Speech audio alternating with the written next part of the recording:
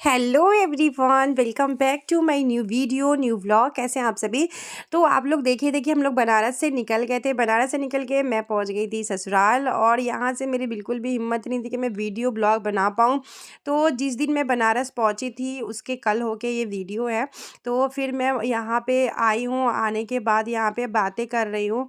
और यहाँ पे सुबह जब उठी ना गाइस, तो मेरी तबीयत बिल्कुल भी सही नहीं लग रहा था। मेरे कमर में बहुत ज़्यादा पेन हो रहा था। सिर्फ मेरा ही नहीं, घर में किसी का भी तबीयत ठीक नहीं था, क्योंकि सब लोग इतना दूर ट्रैवलिंग करके आए थे ना। सबका हालत जो है ना बहुत ज़्यादा ख़राब था, बहुत ज़्यादा। सबका जो बैक पेन था, सर दर्द, किसी को कुछ किसी को कुछ, तो सबका हालत बहुत बेकार था। तो फाइनली मैं नहा ली थी, क्योंकि पतिदेव नहीं थे, ना पतिदेव थे, ना रिशांक, सौम्या, लाडा, कोई नहीं था घर में। सिर्फ हम लोग ही थे। सब लोग गए हुए थे सौम्या की मम्मी के यहाँ पे। मैं नहीं गई थी, क्योंकि मेरी तबीयत ना ठीक नहीं थी, तो मेरा मन नहीं कर रहा था कि मैं कहीं भी जाऊँ। होता है कि जब आपका तबीयत ठीक नहीं रहता है ना, तो आपका बिल्कुल भी मन नहीं करता है कि आप अपने घर से कहीं भी जाओ।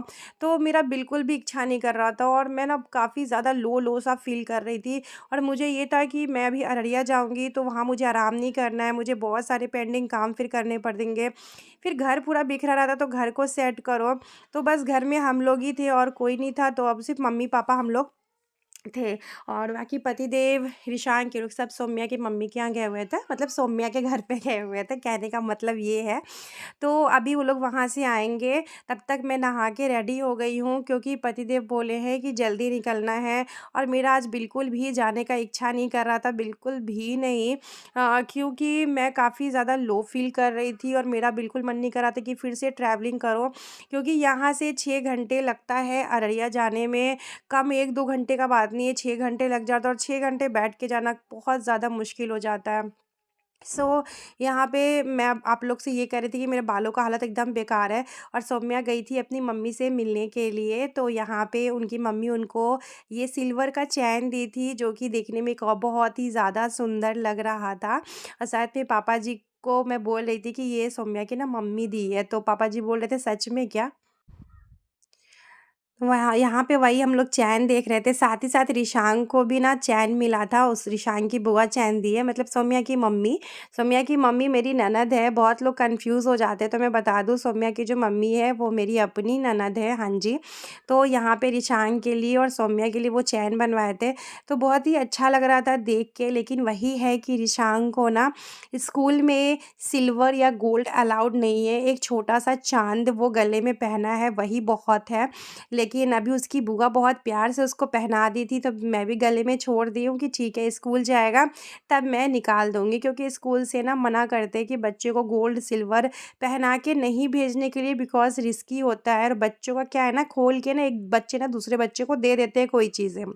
इसीलिए। और यहाँ पे लाडा बहुत खुश हो रहा था, क्योंकि वो अपनी बुआ के यहाँ से आया था ना, तो बहुत हैप्पी हो रहा था। सो मैं यहाँ पे आ गई थी पूजा करने के लिए, तो अभी न्योता निपेंगे। जैसे हम जब भी मैं यहाँ पे आती हूँ ना, तो अपने कुल देवता को ज़रूर पूजा करती हूँ। ज़्यादा समय नहीं होता, बट जितने दिन के लिए, 2 दिन 3 दिन 1 दिन जितने दिन होता है मैं करती हूँ। तो मैं यहाँ जिस दिन आई थी उसके नेक्स्ट डे ही हम लोग निकल गए थे महाकुंभ जाने के लिए, तो इस वजह से मैं कुछ भी नहीं कर पाई थी।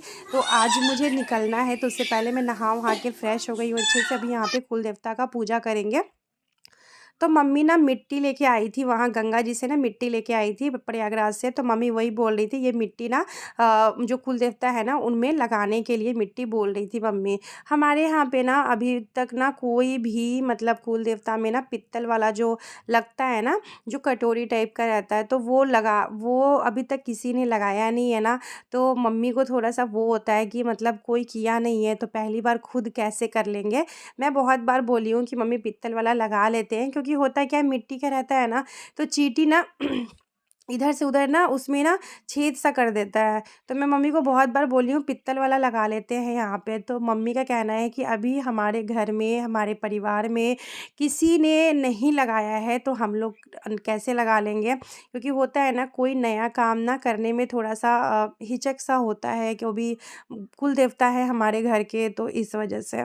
नहीं तो मैं बहुत बार बोली हूँ मम्मी को कि पित्तल वाला लगवा लेते हैं। और यहाँ पे मुझे समझ में नहीं आ रहा था कि मिट्टी को कैसे इस पे सेट करूँ। क्योंकि मैं कभी की नहीं थी, हमेशा मम्मी ही करती है ये सारी चीज़ें। सिर्फ़ मैं पूजा पाठ जो होता है वही सारी चीज़ें करती हूँ। मैं फिर ईशान को बोल रही थी, हट जाओ बेटा, आप नहाए नहीं हो। और कुल देवता का पूजा मैं जब भी आती हूँ तब करती हूँ, क्योंकि देखिए 100 बात का एक बात है कि आप घर के बाहर जितने भी भगवान का पूजा कर लो, किसी भी भगवान का पूजा कर लो, वो बिल्कुल मैटर नहीं रखता, लेकिन कुल देवता को पूजना बहुत ज़रूरी होता है। अगर अभी तो मेरी सास यहाँ पे है तो मुझे उतना टेंशन नहीं होता, मम्मी पूजा पाठ सब कुछ अच्छे से करती है। तो कुल देवता अगर आपके नाराज़ है तो आप लाइफ में कुछ नहीं कर सकते हो, इसीलिए कुल देवता को पूजना बहुत ज़रूरी होता है। तो मेरे पास जितना ही समय मिलता है, मैं जब भी आती हूँ पूजा पाठ सब सारी चीज़ें सब कुछ करती हूँ। तो बस ऐसे ही भगवान जी सब पे आशीर्वाद बनाए रखें। बाकी मेरी जितनी भी यूट्यूब फैमिली इस वक्त ये वीडियो देख रही है, भगवान जी सबके ऊपर अपनी कृपा जो है ना वो बना के रखें। पूजा पाठ करने के बाद मैं खाना पीना खा ली थी, और खाना पीना खाने के बाद अब हमारा चलने का समय आया था।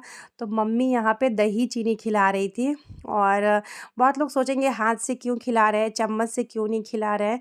तो मैं आपको बताऊँ कि मेरी सास के अंदर ना उतना कुछ बनावटी चीज़ें नहीं हुआ है, वो उनको जैसे अच्छा लगता है ना वो वही काम करती है। बहुत लोग होते हैं वीडियो के लिए बहुत सारी चीज़ें दिखाते हैं, करते हैं, लेकिन मेरी सास का वो नहीं है।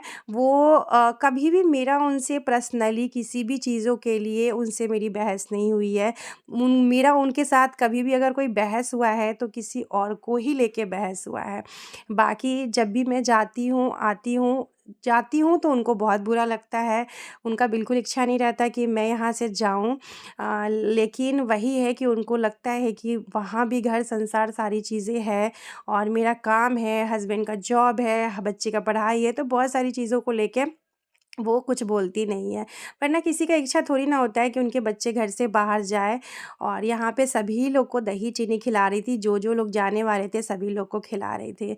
तो पूरा हमारे जाने के बाद क्या होता है ना, घर पूरा सूना-सूना सा पड़ जाता है, पूरा घर ना खाली-खाली सा हो जाता है। मम्मी की एक आदत क्या है ना, मैं आपको बताती हूँ, ये अच्छी आदत ही है, क्योंकि जब से मैं शादी करके आई हूँ और मैं अररिया जाने लगती हूँ ना, तो मम्मी को जितना ही मतलब सबको ना 10-20 इस तरीके का ना पैसा सबको देती है, मतलब 10 रुपये 20 रुपये, बच्चों को भी 10 रुपये 20 रुपये करके देती है मम्मी सबको, क्योंकि मम्मी को पता है कि अगर मैं ज़्यादा पैसा दूँगी तो ये लोग लेंगे नहीं। और इसी वजह से मम्मी 10-20 रुपया अपना जो था आशीर्वाद वो देते हैं। और मैं आपको एक बात बताऊँ, सच में तो मैं आज तक मेरी सास ने जो भी मेरे को पैसे दिए, कभी भी यहाँ से जाते वक़्त मम्मी जितना भी मुझे पैसा देती है ना, मैं वो पैसे कभी खर्च नहीं करती हूँ। वो सारे पैसे मैं एक जगह पे रखी हूँ और आज तक मैं जमा करके रख रही हूँ। जब भी वो 10-20 जो भी होता है मम्मी देती है ना, मैं उसको जमा करती हूँ, क्योंकि मैं उनका आशीर्वाद समझती हूँ। और उसी सारी चीज़ों से मैं यहाँ तक आई हूँ, और यहाँ पे मैं मम्मी को पैसा दे रही थी, क्योंकि होली है तो मुझे ऐसा लगा कि मैं होली में घर पे नहीं आ पाऊँगी, तो मम्मी को अगर कुछ लेना होगा तो वो ले लेंगी, क्योंकि मम्मी उतना बाहर जाती नहीं है कि मैं उनके अकाउंट पर पैसा भेज दूँगी। और पापा को अगर भेजो तो फिर पापा मम्मी को ना पर्सनली देते नहीं है, इसीलिए मैं जब भी जाने लगती हूँ ना तो मम्मी को मैं दे के जाती हूँ, क्योंकि कौन करेगा, मैं नहीं करूँगी तो कौन करेगा, है ना? मैं अकेली इस घर की बहू हूँ, तो मैं नहीं करूँगी तो कौन करेगा? मेरे अंदर यही है कि अगर मैं अपने सास-ससुर को नहीं करूँगी तो कौन करेगा? मुझे बाकी उतना किसी से मतलब नहीं रहता, लेकिन मुझे अपने सास-ससुर से मतलब रहता है।